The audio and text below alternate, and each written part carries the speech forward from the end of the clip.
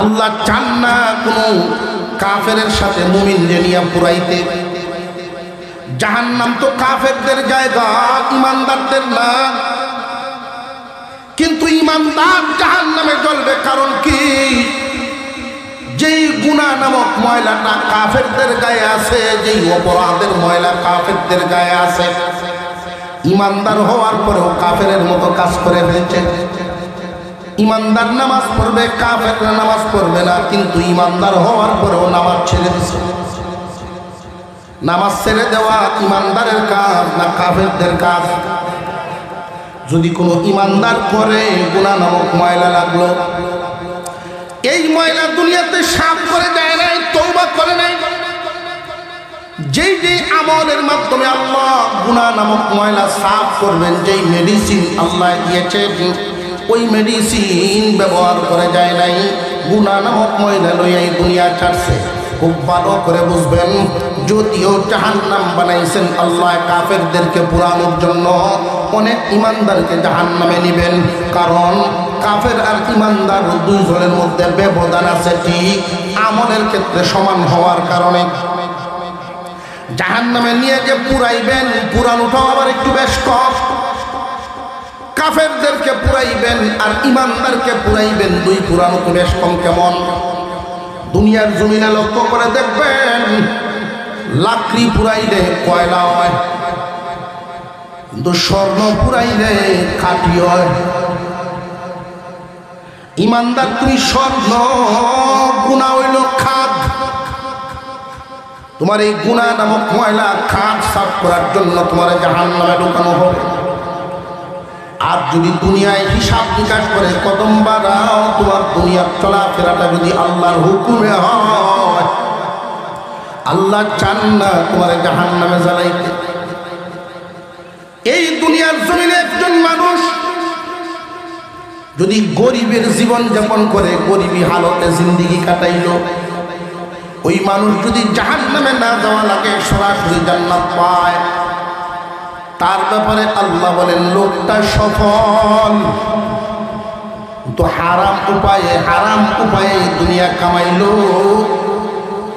সরাসরি জান্নাতে যাইতে পারবো না।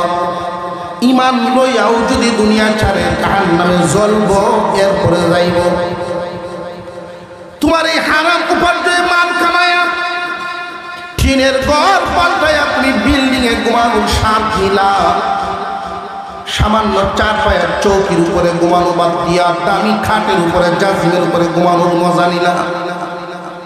হারাম উপার্জনে মানুষ টাকা পয়সা ইনকাম করে হারাম উপায়ে, তার একটাই কারণ বিলাসিতা। শুধু খাবার খাওয়ার জন্য, পেট ভরার জন্য হারাম খাওয়া লাগে না। প্রত্যেকটা প্রাণী বানাইছেন কে? জোরে আওয়াজ দিয়ে কোন কে? প্রাণীগুলো বানাইছেন আল্লাহ, রিজিকও দিয়েছেন আল্লাহ। আমরা তিন ধরনের প্রাণী পাই জগতে। এক ধরন প্রাণী উদ্ভিদ, চলতে পারে না, গাছ জায়গায় দাঁড়ায় তাকে হাঁটা চড়া করতে পারে না। আল্লাহ পাক এই গাছের খাদ্যটা তার কাছে এমন ভাবে পৌঁছায় দেন, উদ্ভিদ রে তোমরা চলতে পারবা না, জায়গায় দাঁড়ায় থাকবা সারা জীবন ভর। এই জন্য তোমার খাদ্যের ব্যবস্থাও আল্লাহ জায়গায় পৌঁছায় দিচ্ছেন, দাঁড়ায় দাঁড়ায় শিকড়ের মাধ্যমে জমিন থেকে খাবার। প্রাণীগুলো, গরু বাছুর ছাগল হাঁস মুরগি লক্ষ্য করে দেখেন, ওইগুলো যে আল্লাহ খাওয়ান। একটা পাখি, তার কোনো ব্যবসা নাই, তার খাদ্য আল্লাহ আসান করে দিছে। ঘর থেকে বেরোইবা, পেট ভরে ঘরে ফিরবা। গরু ঘর থেকে বাহির হইলে মাঠে তার খাদ্যের ব্যবস্থা আল্লাহ রাখছেন না রাখছেন না?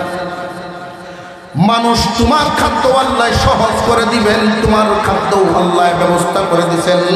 সামান্য একটু চেষ্টা করলে তুমি তোমার খাবার খাইতে পারবা।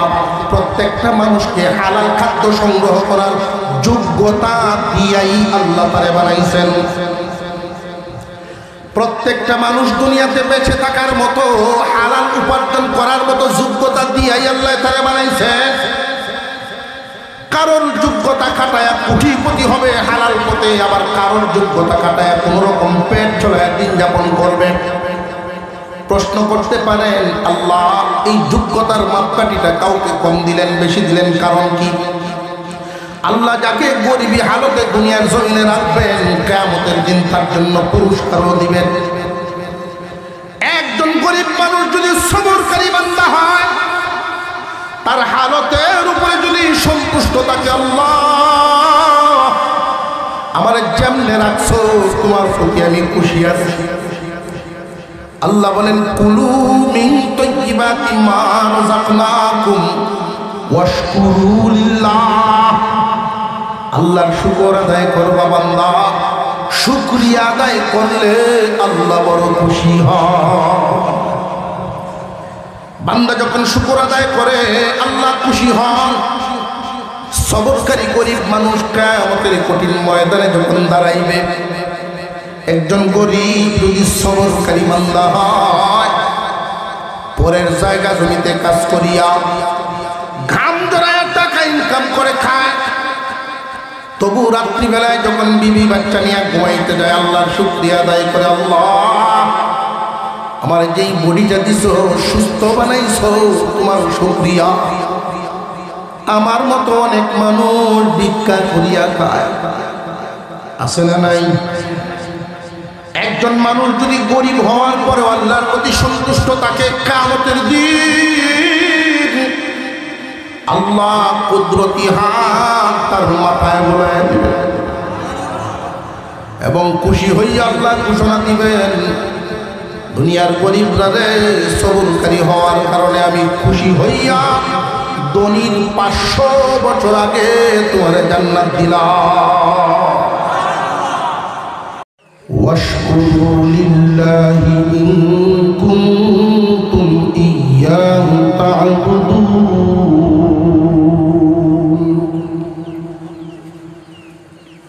লা'আনা রাসূলুল্লাহি সাল্লাল্লাহু আলাইহি ওয়াসাল্লাম آكل الربا وموكله وكاتبه وشاهديه صدق الله العظيم وصدق رسوله النبي الكريم ونحن على ذلك من الشاهدين والشاكرين والحمد لله رب العالمين. اللهم صل على محمد وعلى آل محمد كما صليت على إبراهيم وعلى آل إبراهيم إنك حميد مجيد. اللهم بارك على محمد وعلى آل محمد كما باركت على إبراهيم وعلى آل إبراهيم إنك حميد مجيد.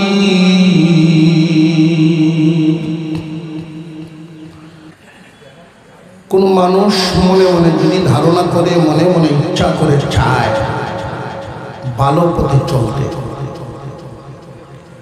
আল্লাহ পাক তার পথ চলা সহজ করে দেয়। যে যেভাবে চলতে চায় আল্লাহ তাকে সেভাবে চালান। আমি একখানা আয়াতে কারিমা আপনাদের সামনে তিলাওয়াত করেছি। হুজুর সাল্লাল্লাহু আলাইহি ওয়াসাল্লামের একটা বাণীও তিলাওয়াত করেছি। কোরআনের আয়াতে আল্লাহ ইমানদার মুমিন মুসলমানদেরকে ডাক দিয়ে বলেন, ইয়া আইয়ুহাল্লাযীনা আমানু, ও ঈমানওয়ালারা, যারা ঈমানদার তারা আসমানের নিচে জমিনের উপরে সমস্ত মানুষ কি ঈমানদার না বেঈমানও আছে। এই জন্য আল্লাহ উল্লেখ করলেন, ইয়া আইয়ুহান নাস বলতে পারতেন হে মানব জাতি, হে মানব জাতি না বলে ইয়া আইয়ুহাল্লাযীনা আমানু কেন বললেন? এই ডাকের পুরোপুরি অর্থটা বোঝা যাবে আর একটু সামনে গেলে। আল্লাহ বলেন, হে ঈমানদারেরা, কুলু মিন তাইয়্যিবাতি মা রাযাকনাকুম, তোমরা ভক্ষণ করো, খাও ওই সমস্ত বস্তু যেইগুলোকে আমি তোমাদের জন্য হালাল খাদ্য হিসেবে দান করেছি। ওয়াশকুরু লিল্লাহি, এবং আল্লাহর শুকর আদায় করো। আল্লাহর দিয়া নিয়ামত ভক্ষণ করো, আল্লাহর শুকর আদায় করো। ইন কুনতুম ইয়্যাহু তা'বুদুন, সত্যিই যদি তোমরা আল্লাহর বান্দা দাবি করো, আল্লাহর বান্দা হয়ে গেছো, তোমরা যদি আল্লাহর বান্দা হয়ে থাকো তাহলে আল্লাহর শুকর আদায় করো, হালাল বস্তু খাও।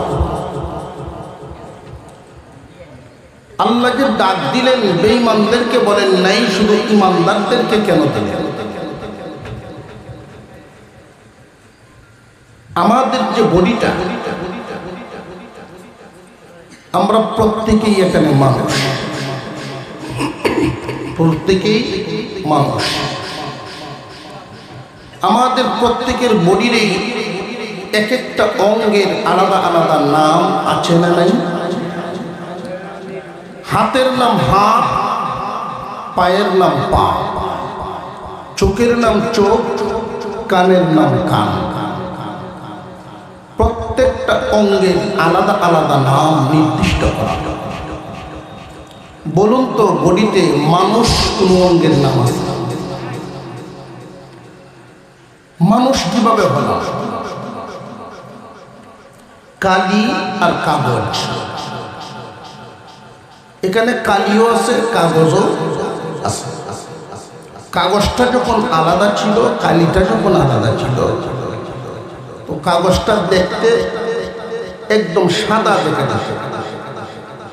কোনো কালি যদি এটার সাথে মিশ্রিত না থাকে, সম্পৃক্ত না থাকে, দেখলেই বোঝা যাবে একটা কাগজ।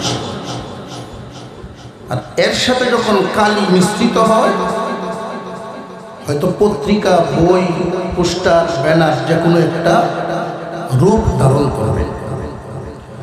কালি এবং কাগজ একসাথে হলে যখন আলাদা একটা নাম হয়, মানুষ বলা হয় বডি এবং আত্মার সমন্বয়কে। আত্মা এক জায়গায়, বডি আর এক জায়গায়, তাকে মানুষ বলে না, লাশ বলে। তা বুঝে আসতেছে? আল্লাহ পাক রব্বুল আলামিন এই বডি বানাইছেন মাটি থেকে, আত্মা পাঠাইছেন আল্লাহর পক্ষ থেকে। এই বডির ভরণ পোষণের জন্য যা যা প্রয়োজন সব আল্লাহ এই মাটি থেকে, জমিন থেকেই ব্যবস্থা করেছে। আর আত্মার খোরাক যেহেতু আল্লাহ আত্মা পাঠাইছেন আল্লাহর পক্ষ থেকে, আত্মার খোরাকও পাঠাইছেন আল্লাহর পক্ষ থেকে। একটা অংশ বডি আর একটা অংশ আত্মা। এই বডি যে আল্লাহ বানাইছেন মাটি থেকে, এই বডিতে প্রভাব আছে আগুন, পানি, মাটি, বাতাস। এই চারোটা বস্তুর প্রভাব খুব খারাপ। চারোটা বস্তুর প্রভাব খুব খারাপ। আগুনের প্রভাব, আগুনের চরিত্র জ্বালায়া পোড়ায়া ছাই করে দেওয়া। প্রশ্ন করতে পারেন যে হুজুর, আগুন তো আমাদের উপকার হয়, উপকার হবে ততক্ষণ, নিয়ন্ত্রণে থাকবে যতক্ষণ। নিয়ন্ত্রণ হারা হয়ে গেলে ছাই বানায়। পানির খাসলত লালসা, লোভ। যখন বন্যা আসে কোনো কিছুই রেখে যায় না, সব শেষ হয়ে যায়। মাটির খাসলত গোপন করা, প্রেশার না দিলে বের হয় না, তেলেই বলেন গ্যাসেই বলেন, স্বর্ণের কোন রূপা করে গাছ। বাতাসের খাসলত উপরের দিকে উঠা। মানুষের মধ্যেও এই বডির কারণে, মাটির প্রভাবের কারণে নফসে এই সমস্ত রূপ পাওয়া যায়, আর এগুলো দূর হয় আল্লাহ ওয়ালাদের সংস্রবে গেলে। আমি যে বিষয়টা বোঝাতে চাচ্ছি আপনাদেরকে, আল্লাহ বলেন, হে ঈমানদারেরা, তোমরা জমিনের সব কিছু খাও না, আমি রিজিক হিসাবে হালাল বস্তু যেগুলো বেছে দিচ্ছি এগুলো খাও। মুসলমান ঈমানদার ভাইরা আমার, আয়াতের শুরুতে আল্লাহ ডাক দিলেন, ইয়া আইয়ুহাল্লাযীনা আমানু। আয়াতের শেষে আল্লাহ বলেন, ইন কুনতুম ইয়্যাহু তা'বুদুন। যদি তোমরা সত্যি আল্লাহর বান্দা হয়ে থাকো, হে ঈমানদারেরা, তোমরা যদি সত্যি আল্লাহর বান্দা হয়ে থাকো, তাহলে হালাল বস্তুগুলো খাইবা, হারাম বস্তু খাইও না। আয়াতের শুরুতে আল্লাহ সমস্ত মানব জাতিকে উল্লেখ করেন নাই, তিনি ডাক দিয়েছেন শুধু ঈমানদারদেরকে। হে ঈমানদারেরা, হালাল বস্তু খাইবা যদি তোমরা আল্লাহর বান্দা হয়ে থাকো। কুরআনুল কারীমের ভিতরে যত জায়গায় আল্লাহ পাক ঈমানদার বলে ডাক দিয়েছেন, ইয়া আইয়ুহাল্লাযীনা আমানু, হে ঈমানওয়ালারা, এর একটা অর্থ হলো ও জান্নাতের মালিকরা। আল্লাহ পাক রব্বুল আলামিন আমাদেরকে এই দুনিয়াতে চিরদিন রাখবেন না, চিরদিন থাকার মতো জায়গা আরেকটা আছে। এই দুনিয়ার জমিন আমাদের জন্য আল্লাহ বানাইছেন ক্ষণস্থায়ী, পরীক্ষা করার জন্য পাঠাইছেন। তুমি কি আল্লাহর হুকুম মানো নাকি অমান্য করো? আল্লাহর হুকুম মানো না অমান্য করো? আল্লাহ পাক রব্বুল আলামিন পরীক্ষা করার জন্য কিছুদিন সময় দিয়া পাঠাইছেন। চিরদিন থাকার জন্য দুইটা ঠিকানা বানাইছেন, একটার নাম জান্নাত আর একটার নাম জাহান্নাম। যারা জান্নাতে যাবেন আল্লাহ পাক রব্বুল আলামিন এদেরকে কিভাবে রাখবেন, এক আয়াত আল্লাহ নিজেই বলেন, ইন্নাল্লাযীনা আমানু ওয়া আমিলুস সালিহাত, ইন্নাল্লাযীনা আমানু ওয়া আমিলুস সালিহাতি কানাত লাহুম জান্নাতুল ফিরদাউসি নুজুলা। আল্লাহ পাক রব্বুল আলামিন বলেন, যারা ঈমানদার নেক আমল করে আসবে আল্লাহ রব্বুল আলামিন এদেরকে জান্নাতুল ফিরদাউসের মেহমান বানায় রাখবে। সুবহানাল্লাহর আওয়াজে আমি বুঝতে পারতেছি জান্নাতের মেহমান হইতে আপনারা রাজি না। আল্লাহ যে বললেন জান্নাতুল ফিরদাউসের মেহমান বানাবেন, আল্লাহ মেহমান বললেন কেন? মালিক হতে বলতে পারতেন, যেহেতু আমাদেরকে চিরদিন সেখানে রাখবেন, খালিদিনা ফিহা। পরের আয়াতে আল্লাহ এই কথা বলেছেন, কারণ মানুষ এই মেহমান শব্দ শোনার পরে এটা ভাবতে পারে মেহমান বেশি দিন থাকে না, বেশি দিন থাকে। জামাইও যদি শ্বশুর বাড়ির যায় আর 3 দিনের উপরে হয়ে যায়, সরাসরি শ্বশুরে কিছু না বললেও শাশুড়ি রেখে কয় এই বেটা চাইছে কি তাই বাড়ির যায় না, মুরগির বাচ্চা যা আছে সব তো খায়, ঠিক না? যদি ভালো মানুষ হয় বাড়িওয়ালা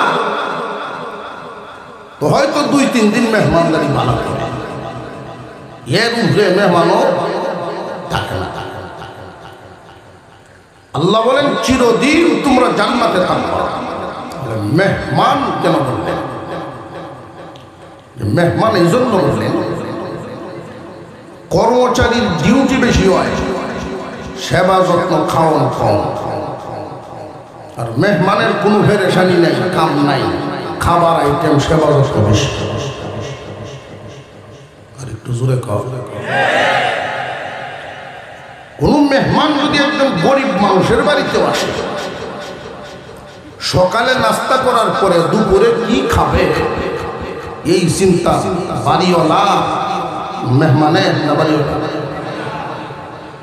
যেই বিছানায় ঘুমায় এই বিছানাটা গুছানো ভাস করার দায়িত্বটাও মেহমানের না, বাড়িওয়ালা। আল্লাহ বলেন বান্দা যারা ইমানদার নেক আমল করে আসবা আমি তোমাদেরকে চিরজীবন মেহমান খানার মতো জান্নাতে রাখবো।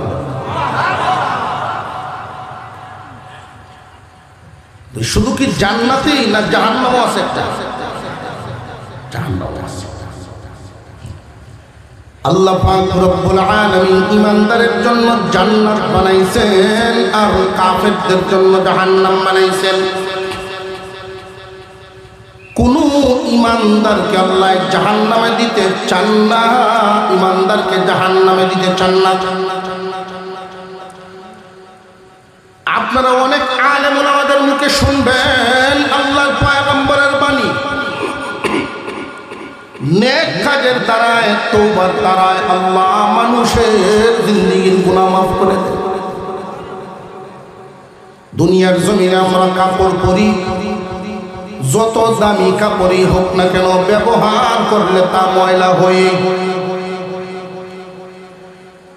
কিন্তু এই ময়লা কাপড় যদি কেউ ঘরের কোনায় রেখে দেয় এমন এক সময় হবে পরে আর ব্যবহারের যোগ্য থাকবে না। ঠিক তেমনি ভাবে একজন মানুষ এই দুনিয়ার জমিনে বসবাস করলে, দুনিয়ার সমাজে চলাফেরা করলে এমন কোনো মানুষ নাই যার জীবনে গুনাহ নাই। নবীগণ নির্বাচিত, তারা মাসুম, সাহাবায়ে কেরাম মাগফুর, গুনাহ করছেন আল্লাহর কাছে মাফ নিয়ে নিয়েছেন, তারা ক্ষমা ঘোষণা পাইছেন। এমন কোনো মানুষ নাই, কারণ বডি যে বানাইছেন মাটি দিয়া 4 খাসলত শুনাইলাম, আগুনের খাসলত ক্ষতিকরণ, সুযোগ পাইলে আর একজনের ক্ষতিকরণ মানুষের চরিত্র আছে না নাই? পানির খাসলত বডিতে, নফসের মধ্যে পানির খাসলত থাকে, লালসা, লোভ। 80 বছর বুড়া প্যারালাইসিসের রোগী, এর ঘরেও খবর লয় 5 কেজি দান করতে হয়েছিল। জোরে ঘর লোভ লালসা থাকবে, লাডির ভোট দেয়, এর ঘরে ইলেকশন চায়, ভোট ছাত্র কইবারে ওয়ার্ক বাইরে কইবারই এটা লোক। কেউ যদি জিজ্ঞাসা দাদা এটা তো কত বড় বুঝতে এইবারই জনগণ সারে না, মুসলমান ভাইরা আল্লাহ জান্নাত বানাইছেন, জাহান্নামও বানাইছেন। আমরা একটু সামনের দিকে আগায় যাই না?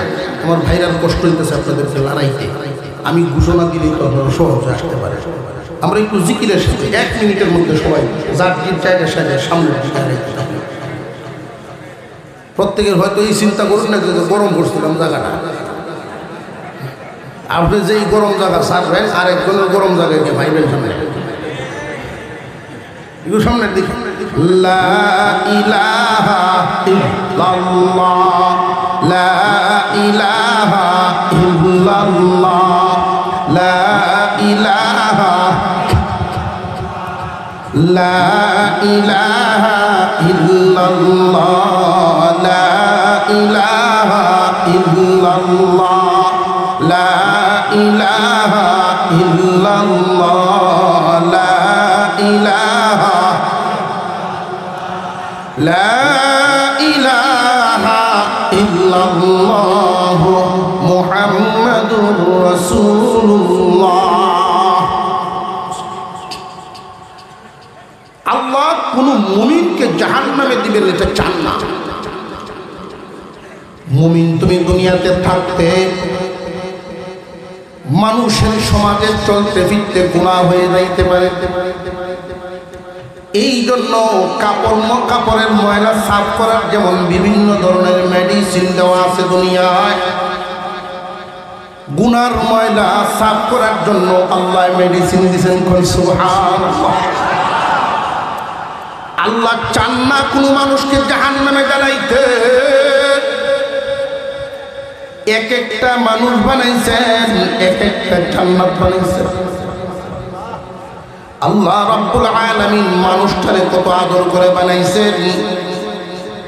বিশাল বিশাল আসমান, বিশাল বিশাল পাহাড়, সাগর মহাসাগর, সমুদ্র, নদী নালা, খাল বিল, বাগান যা আছে, এই এত কিছু বানাইতে আল্লাহ হাত লাগান নাই। সমস্ত কিছু আল্লাহ বানাইছেন হুকুমের মাধ্যমে। তিনি কোন বলেছেন তো ফায়াকুন, সব হয়ে গেছে। তুমি এই 3.5 হাত মানুষটারে বানাইতে আল্লাহ কুদরতি হাত লাগাইছেন। তুমি বড় আদরের চিজ, তোমারে আল্লাহ জাহান্নামে জ্বালানোর জন্য বানান নাই। আল্লাহ পাক রব্বুল আলামিন চিরস্থায়ী জাহান্নামী কাদেরকে দিবেন? যারা আল্লাহর নিয়ামত ভোগ করলো, আল্লাহকে মানলো না। যারা কাফের তারা চিরস্থায়ী জাহান্নামী হবে, জাহান্নামের আগুনে জ্বলবে। তুমি ইমানদার হয়ে যেন জাহান্নামে না জ্বলা লাগে, আল্লাহ এই জন্যই বলেন ইয়া আইয়ুহাল্লাযীনা আমানু, হে ঈমানওয়ালা, ইন কুনতুম ইয়াহু তা'বুদুন, যদি সত্যি তুমি আল্লাহর বান্দা হয়ে থাকো তাহলে খাবারের দিকে নজর দাও। জাহান্নামের আগুন থেকে যদি বাঁচবার চাও তাহলে খাবারটার দিকে নজর দাও। কেন জানেননি খাবারের দিকে নজরের কথাটা এই জায়গায় আল্লাহ কেন বললেন? ও ঈমানওয়ালা, যা খাইবা খাবারের প্রভাব পড়বে তোমার নফসের উপর। তুমি যদি হারাম খাও, এই হারাম খাদ্যর দ্বারায় যেই রক্ত মাংস তৈরি হবে, হালাল কাজের দিকে দাবিত হবে না।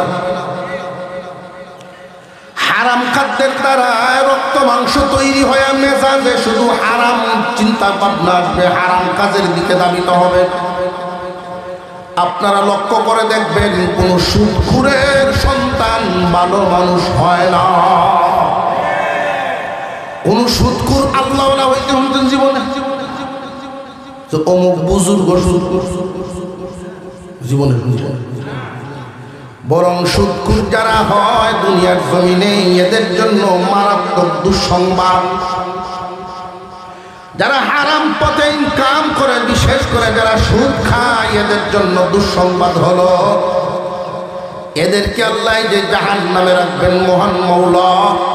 সময়সীমাটা উল্লেখ করতে গিয়ে তিনি বলেন খালিদিনা ফিহা, কাফেরদের বেলায় যেই শব্দ, সুদখোরের বেলায় যেই শব্দ।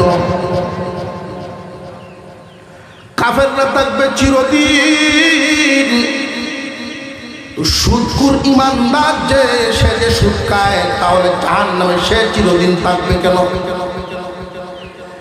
এই দুনিয়ার জমিনে অনেক মানুষ কিয়ামতের মাঠে যখন হাজির হবে, প্রথম বন্টনে আমল নামা দেওয়া হবে, হাতে আমল নামা দেওয়া হবে, ফেরেশতারা বন্টন করতে থাকবে আমল নামা। কেউ পাবে ডান হাতে, কেউ পাবে বাম হাতে। যারা বাম হাতে আমলনামা পাবে তারা বাম হাতে নিতে চাইবে না, ডান হাত প্রথমে বাড়াবে।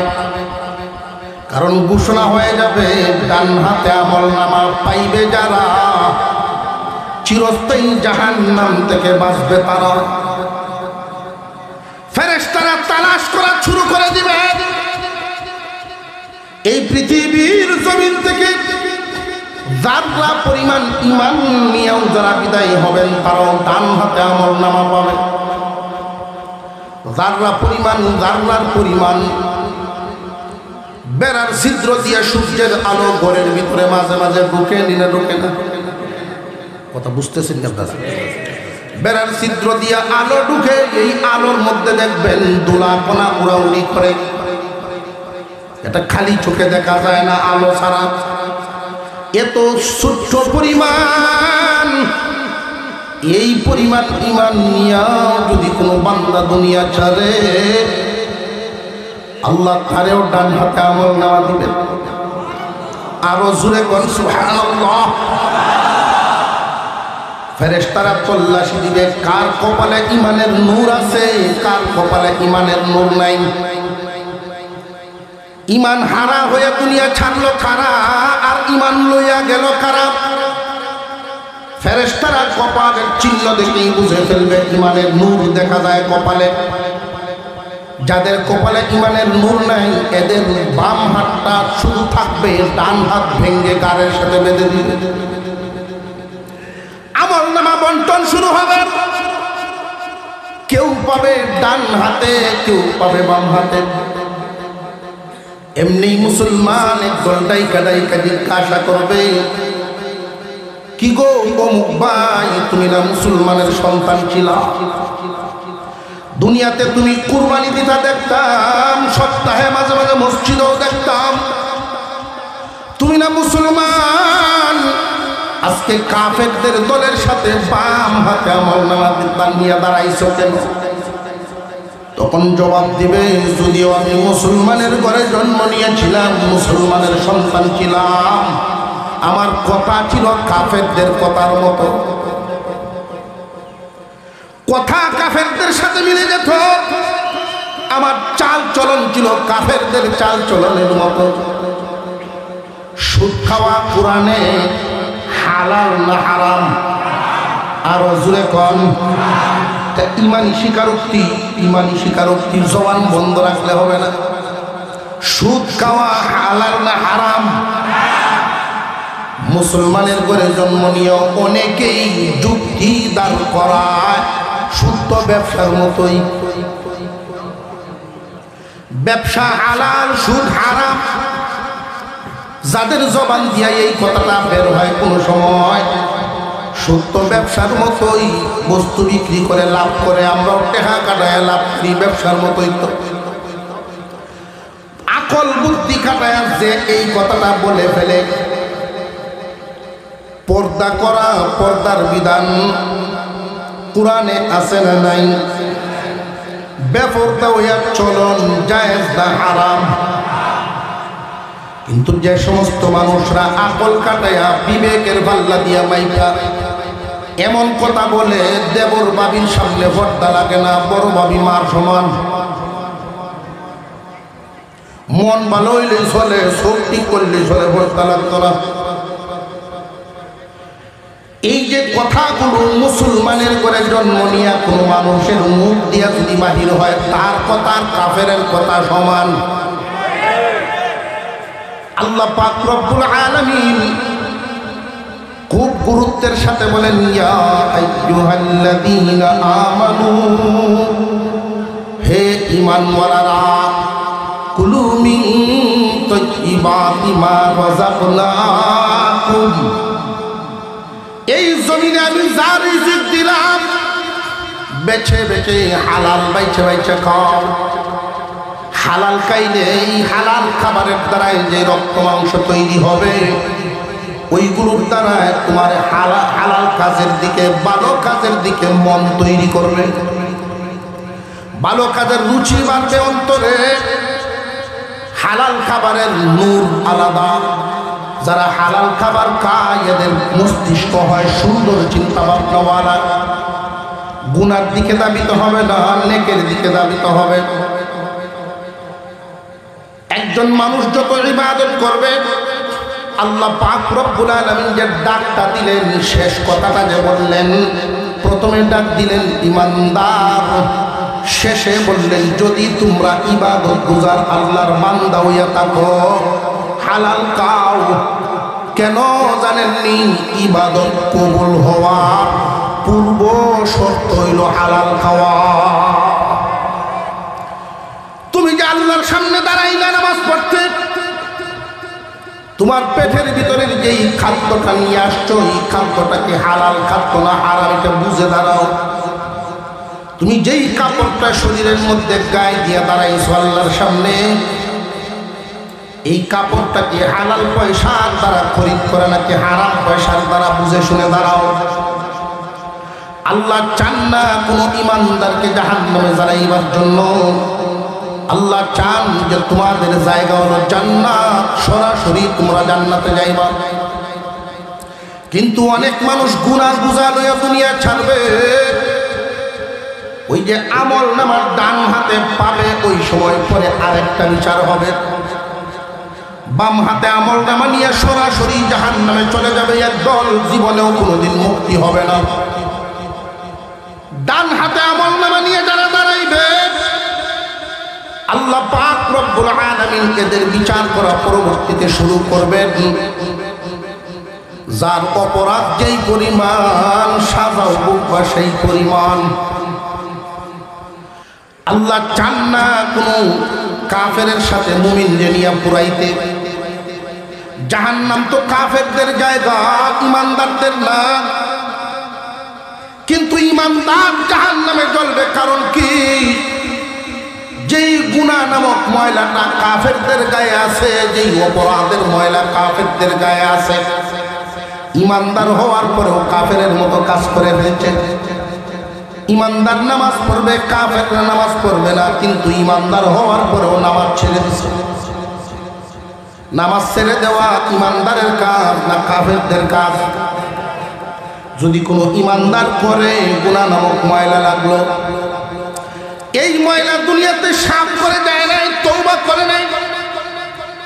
যেই যেই আমলের মাধ্যমে আল্লাহ গুনাহ নামক ময়লা সাফ করবেন, যেই মেডিসিন আল্লাহ দিয়েছে, ওই মেডিসিন ব্যবহার করে যায় নাই, গুনাহ নামক ময়লা লইয়াই দুনিয়া ছাড়ছে। খুব ভালো করে বুঝবেন, যদিও জাহান্নাম বানাইছেন আল্লাহ কাফেরদেরকে পুরানোর জন্য, অনেক ইমানদারকে জাহান্নামে নিবেন। কারণ কাফের আর ইমানদার দুইজনের মধ্যে ব্যবধান আছে, ঠিক আমলের ক্ষেত্রে সমান হওয়ার কারণে। জাহান্নামে নিয়ে যে পুরাইবেন, পুরানোটাও আবার একটু বেশ কষ্ট। কাফেরদেরকে পুরাইবেন আর ইমানদারকে পুরাইবেন, দুই পুরানো তো বেশ কম। কেমন? দুনিয়ার জমিনে লক্ষ্য করে দেখবেন, লাকড়ি পুরাইলে কয়লা হয়, কিন্তু স্বর্ণ পুরাইলে খাঁটি হয়। ইমানদার তুমি স্বর্ণ, গুনাহ হইল খাদ। তোমার এই গুনাহ নামক ময়লা খাদ সাফ করার জন্য তোমার জাহান্নামে ঢুকানো হবে। আর যদি দুনিয়ায় হিসাব নিকাশ করে কদম বাড়াও, তোমার দুনিয়ার চলাফেরাটা যদি আল্লাহর হুকুমে হয়, আল্লাহ চান না তোমার জাহান্নামে জ্বালাইতে। এই দুনিয়ার জমিনে একজন মানুষ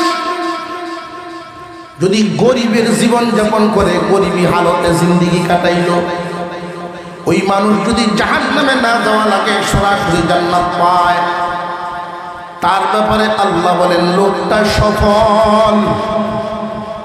তো হারাম উপায়ে দুনিয়া কামাইলো, সরাসরি জান্নাতে যাইতে পারবো না।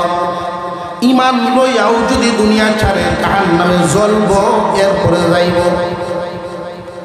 তোমার এই হারাম উপার্জনে মাল কামায়া, টিনের ঘর পাল্টায় আপনি বিল্ডিং এ ঘুমানোর স্বাদ নিলা, সামান্য চার পায়ের চৌকির উপরে ঘুমানো বাদ দিয়া দামি খাটের উপরে, জাজিমের উপরে ঘুমানোর মজা নিলা।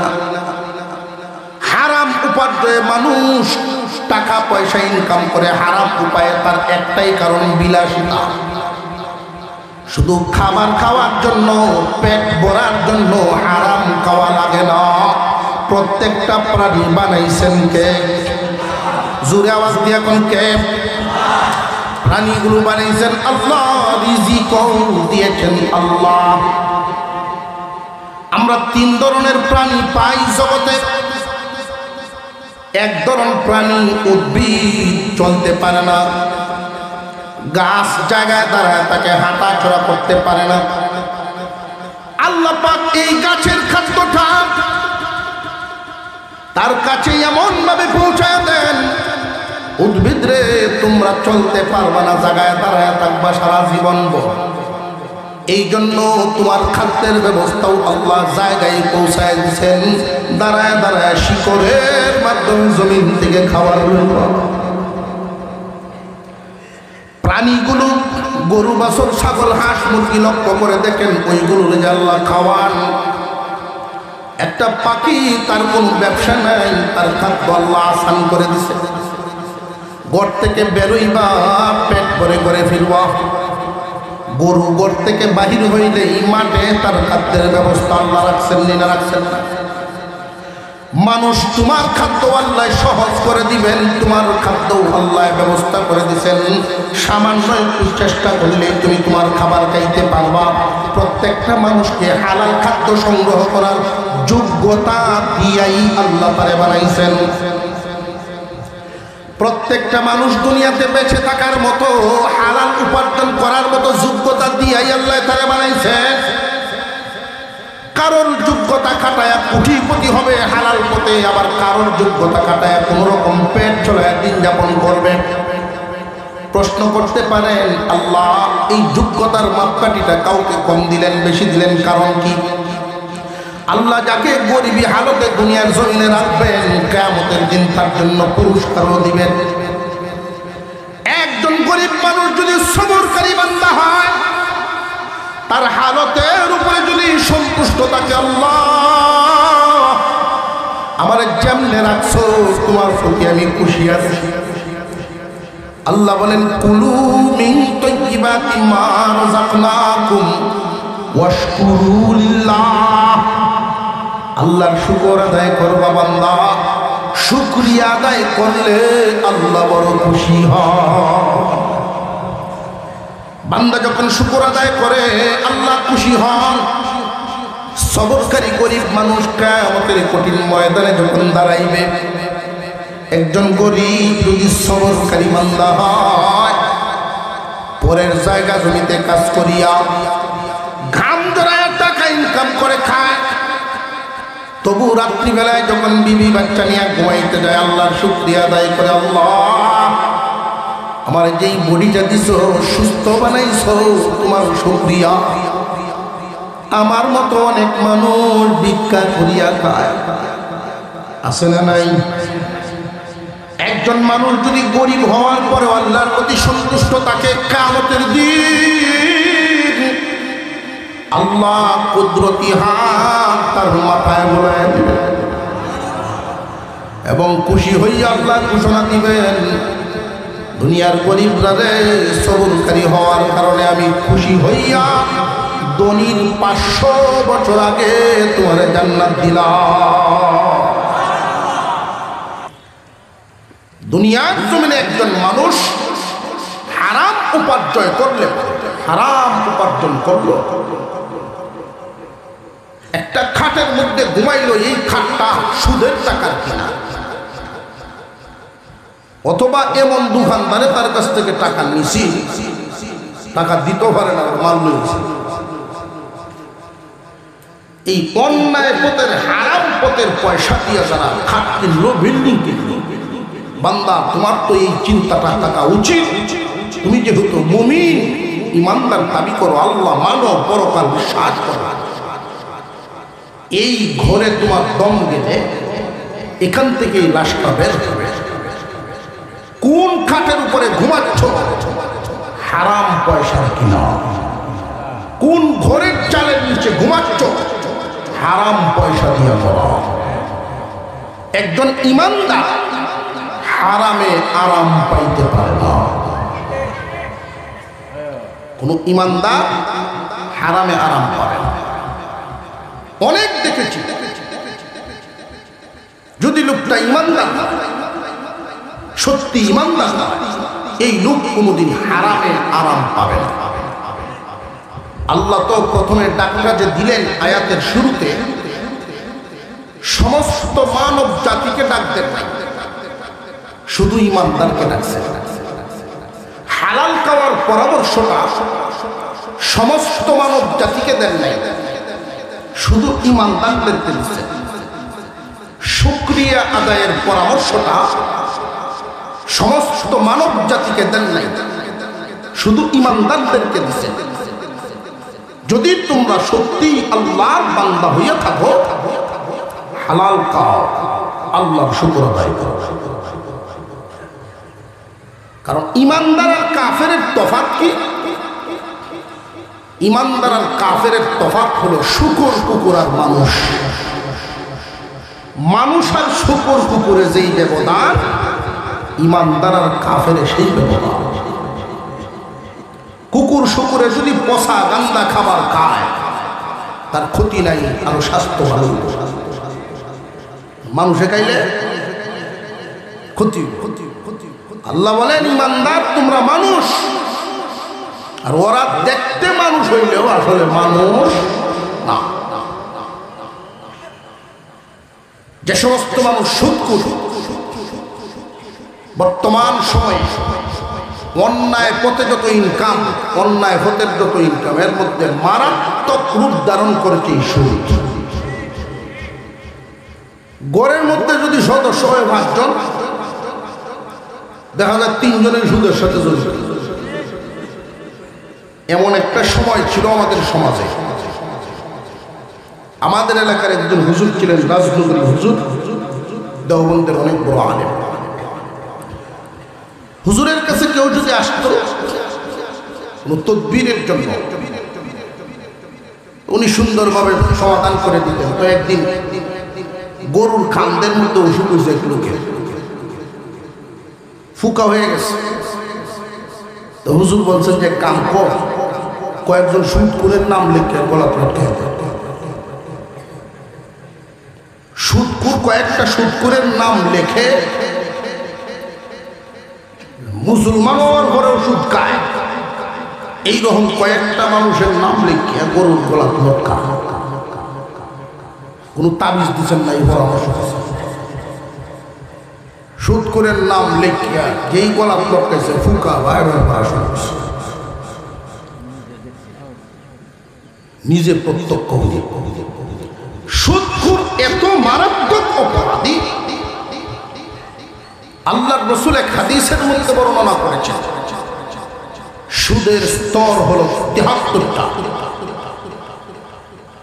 সর্বনিম্ন স্তরের যে সুদখোর, সর্বনিম্ন আপন মায়ের সাথে জিনা করার সমান। এই ইনকাম না খাও, না খেয়ে মরে যাও, তবু এই রাস্তায় কদম বাড়াও।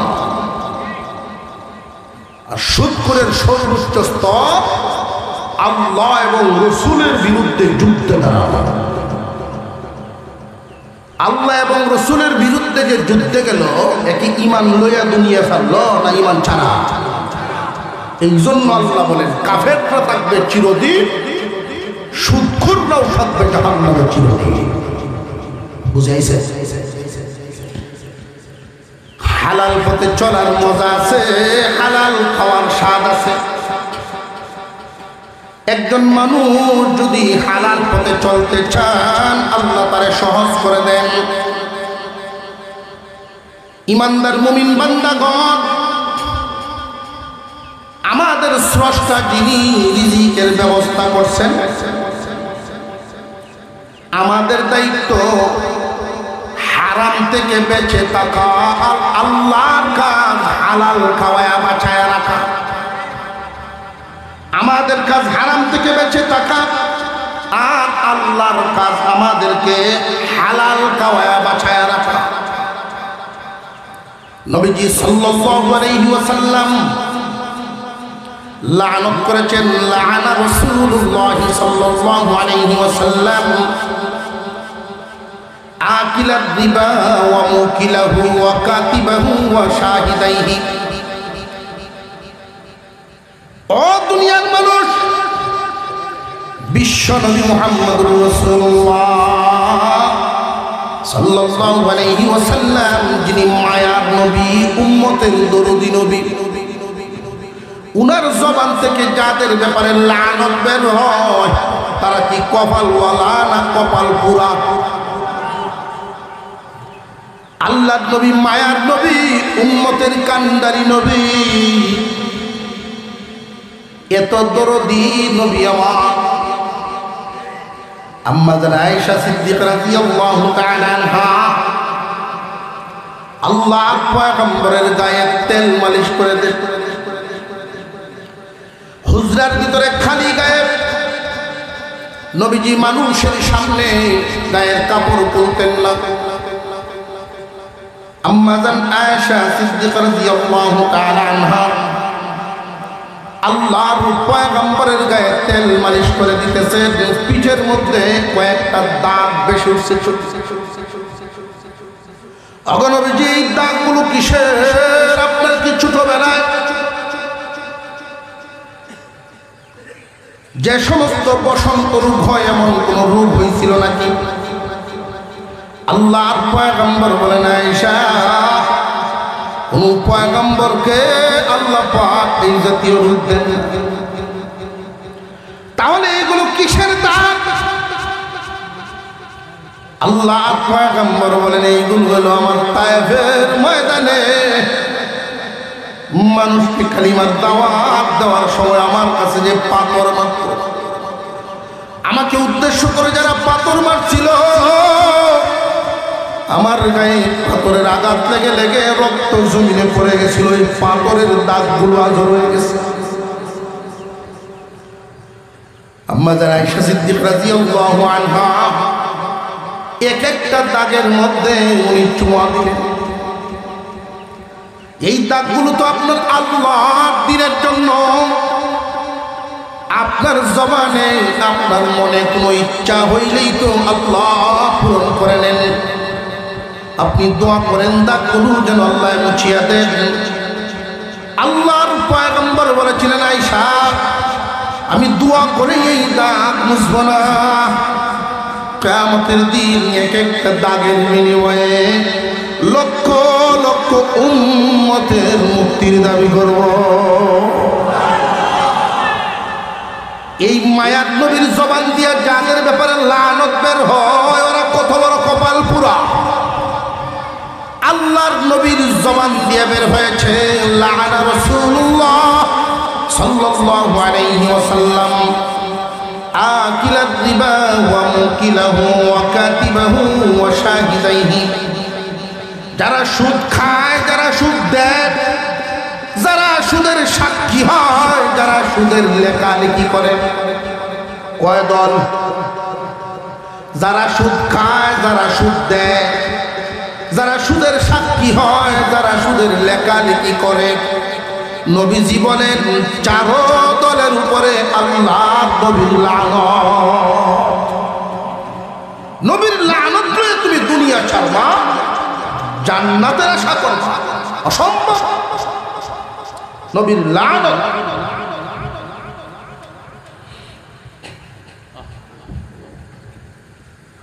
আল্লাহ পাক রব্বুল আলামিন ওই সমস্ত মানুষকে জাহান্নামে রাখবেন।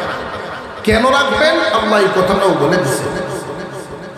সুদখোররা যখন হাসরের মাঠে দাঁড়াবে, হাসরবাসীরা দেখলেই চিনে ফেলবে যে সুদখোর।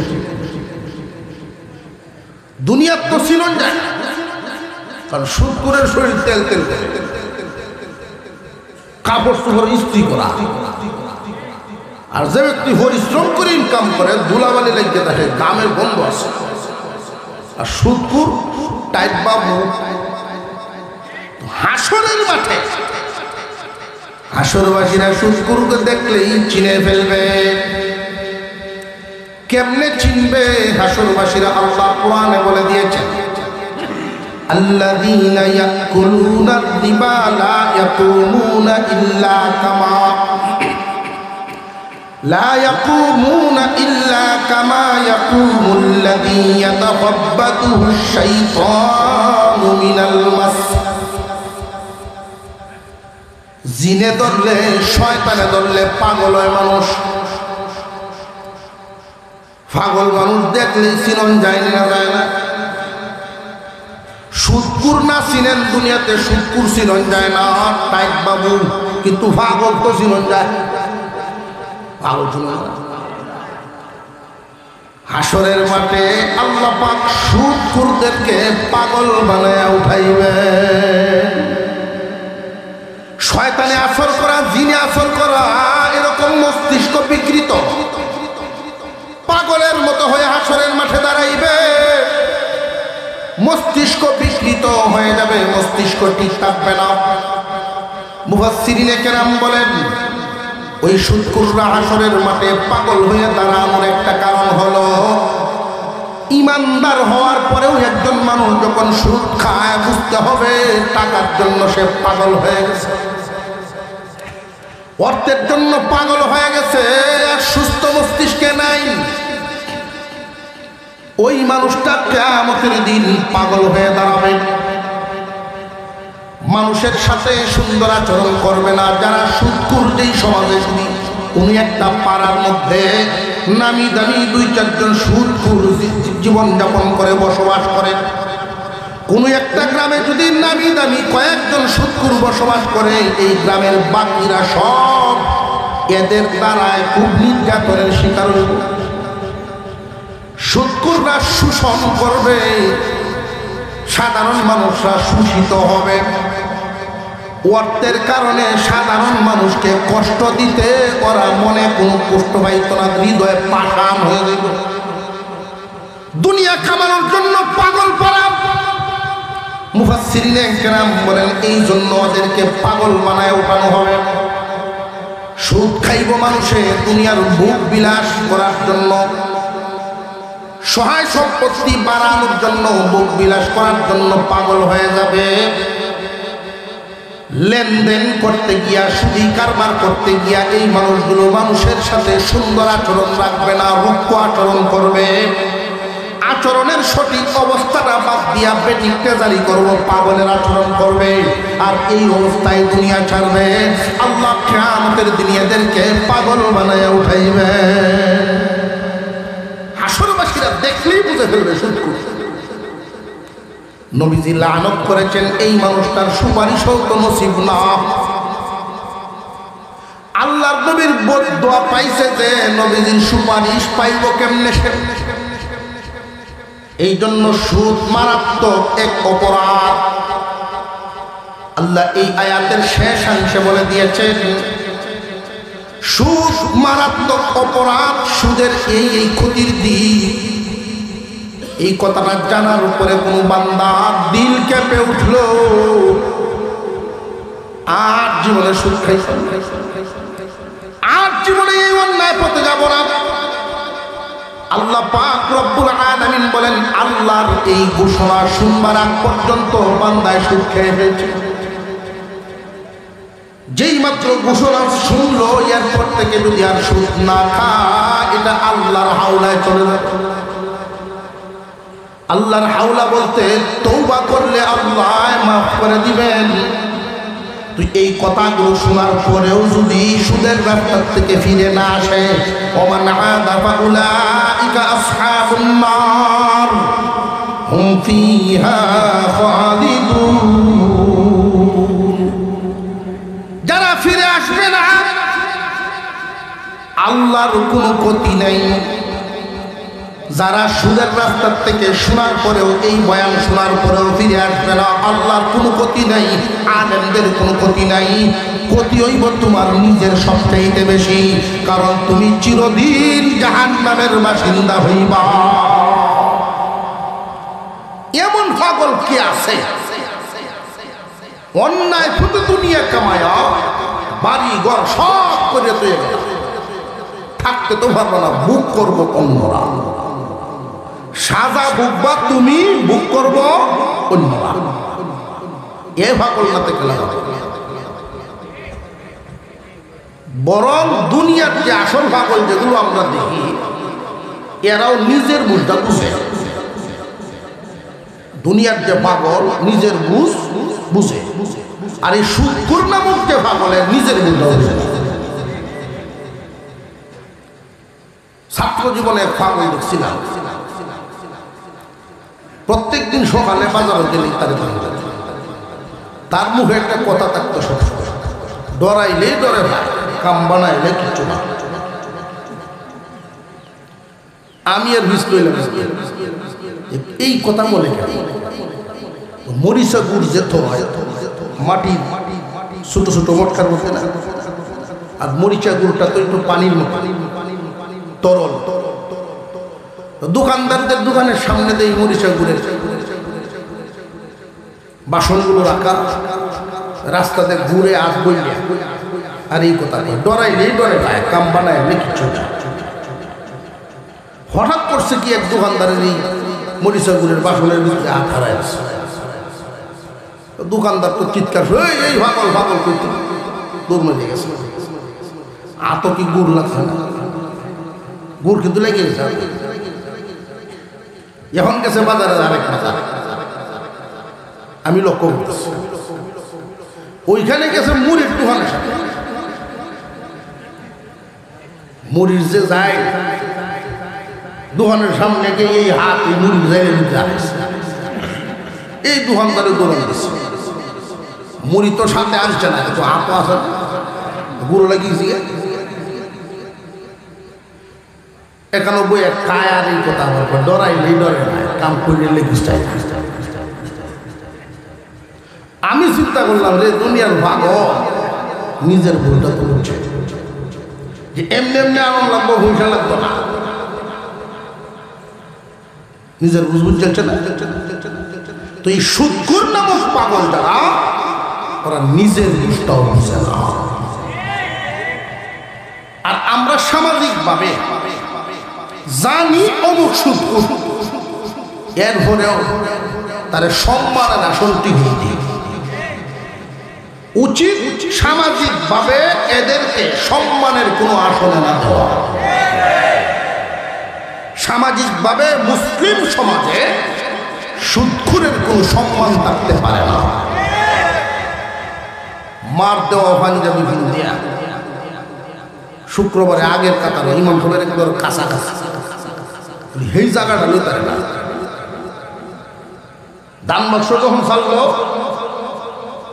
একজন ভিক্ষা করে আসছে বারান্দা বসে,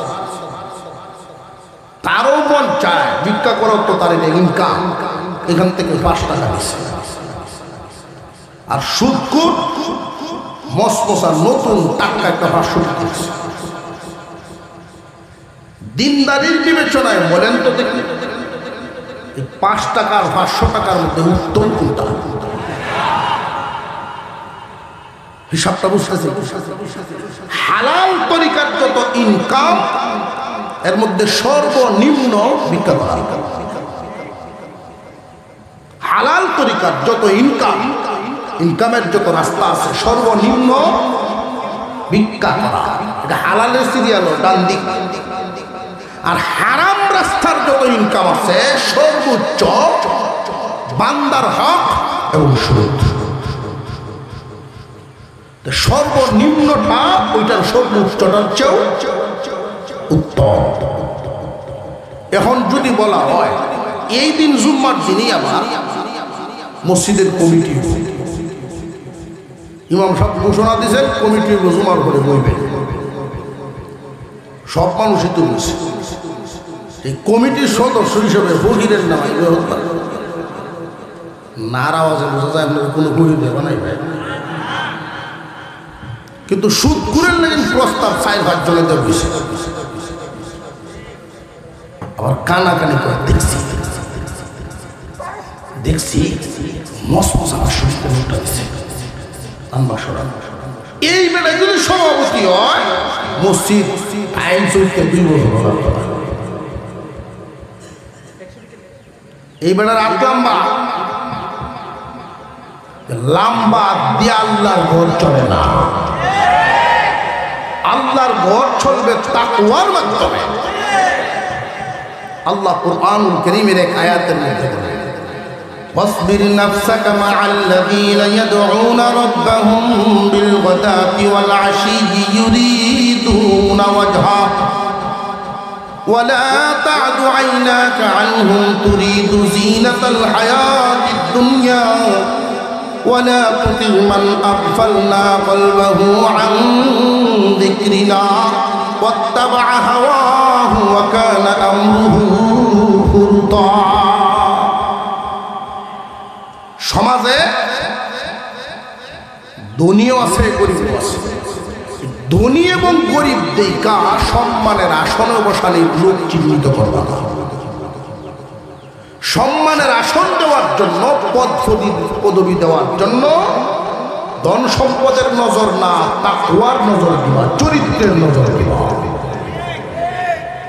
যেই লোক নীতিবান আমলদার, ওই লোক আল্লাহর ঘরের দেখশন করবে, আল্লাহর ঘরের জিম্মাদারি নেবে। হ্যাঁ কায় সুদ, এই সুদ করলে যদি মসজিদের সভাপতি বানায় না, আর একদিনে গানের সভাপতি আপনি জানেনই তার ইনকামে অবস্থা। কোন সুদখোর 7 জনের শরীরকে কুরবানি দিলে দিই না আমরা, এর মধ্যে 6 জনের টাকা পয়সা পালা, আর একটা সুদখোর 6 জনের কুরবানি বাদ দিয়ে সবার কুরবানি বাদ দিয়ে। মনে মনে প্রশ্ন করতেন, হুজুর বালা মানুষ ফায়াম কই করছি আমরা? এই প্রশ্ন থাকতে পারে, কারণ আগামীকাল কি আবার দেখবেন সার দোহন হয়েছে, হুজুর যেটা ধুয়ে গেল। কারণ যারা ক্যান্সার আছে, লবণ লাগলে জ্বলবে। সমালোচনা হইতে পারে যে হুজুর যেই ব্যাগ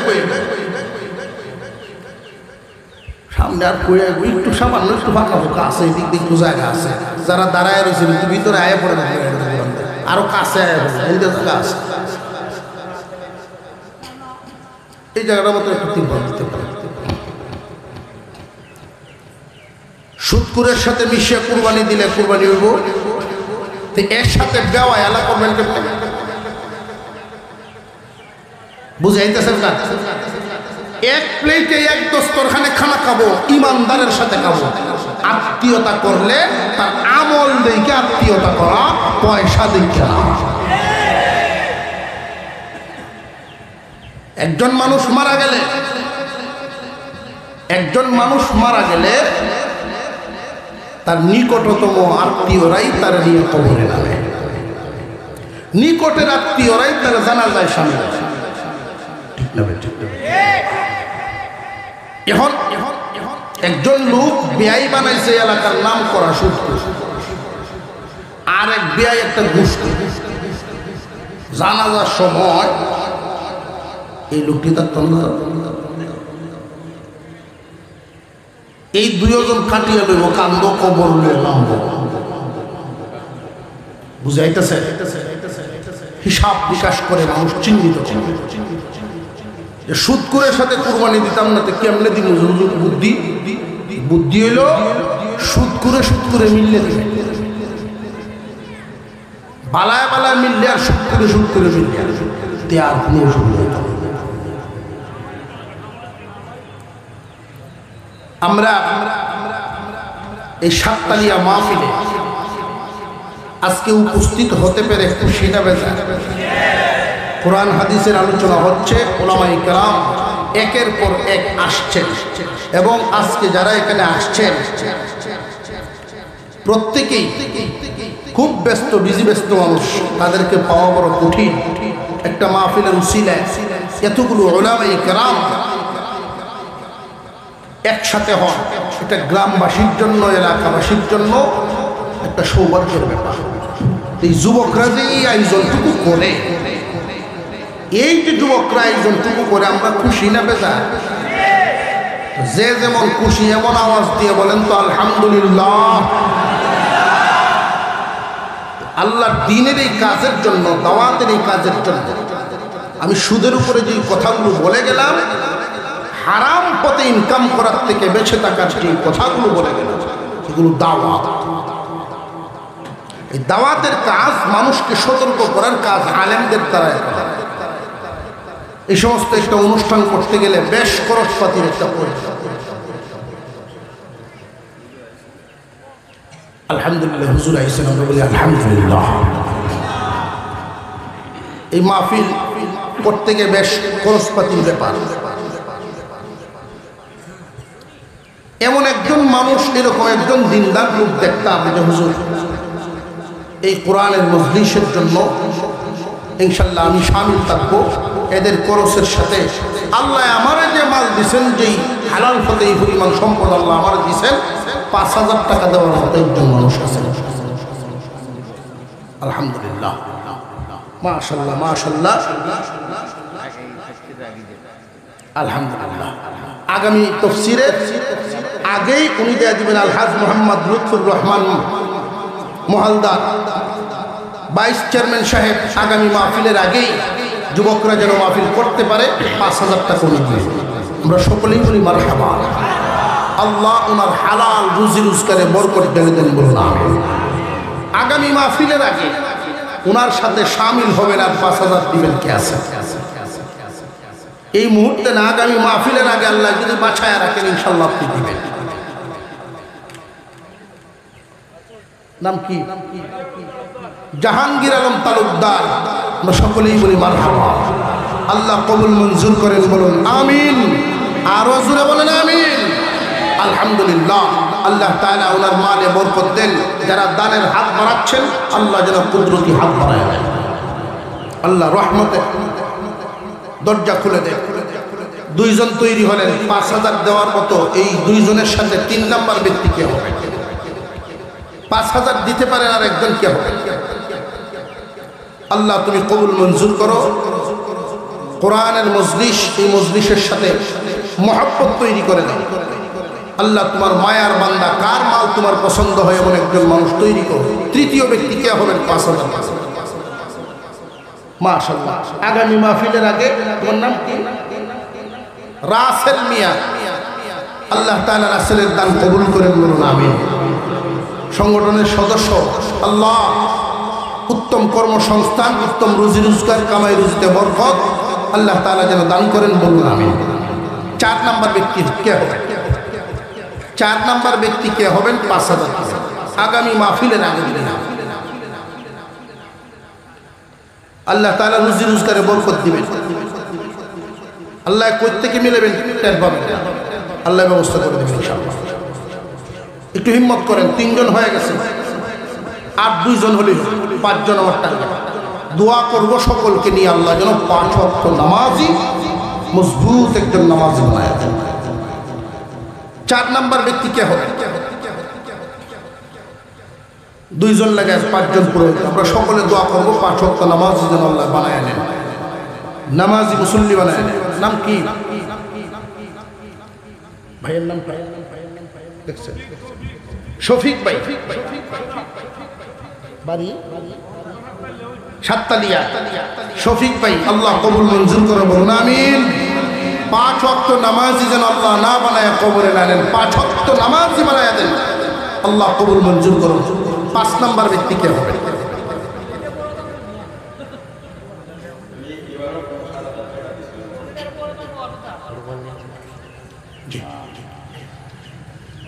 আরেকজন ব্যক্তিকে হবে 5,000 আরেকজন ব্যক্তিকে হবে, আল্লাহ কবুল মঞ্জুর করুন। আমরা প্রত্যেকেই হাত উপরের দিকে দিই। যারা যারা আজকের মাহফিলে আসছেন আমরা খুশি আছি, হাত একটু উঁচা করেন তো দেখি কারা কারা খুশি। মাশাআল্লাহ, আল্লাহ কবুল করেন, বলুন আমিন। কষ্ট যদি না হয় একটু সুন্দর করে ধরে রাখেন, বাম হাতটা নিচে নামায় না, একটা দাও। আল্লাহ যেন আমাদের সকলকে ডান হাতে আমল নামা দেন। আল্লাহ এই ডান হাতে আমল নামা চাই, বলুন আমিন। আল্লাহ কবুল করুন। এই মাহফিলে খরচের জন্য আমরা প্রত্যেকেই শামিল থাকবো। প্রত্যেকে ডান হাতে আজকে দান করে যাব। যার যার পকেটে হাত দেন এবং সবচেয়ে বড় নোট যেটা আছে এটা দেওয়ার চেষ্টা করবেন। রুমাল নিয়ে যান, ছেলেরা ব্যাগ নিয়ে আসতেছে। আমরা প্রত্যেকেই ডান হাতে দান দান করে যাব, আল্লাহ যেন আমাদেরকে আমল নামা দান করেন। আল্লাহ কবুল মঞ্জুর করেন, বলুন আমিন। ওয়া আখিরু দাওয়ানা আলহামদুলিল্লাহি রাব্বিল আলামিন। আপনারা প্রত্যেকেই মনোমুগ্ধ করা আলোচনা শুনবেন। একের পর এক হুজুর এসে গেছে, হুজুর এসে বসে গেছেন আরো আগে। আল্লাহ তাআলা কবুল করেন। আসসালামু আলাইকুম ওয়া রাহমাতুল্লাহি ওয়া বারাকাতুহু। সম্মানিত হাজিরিন,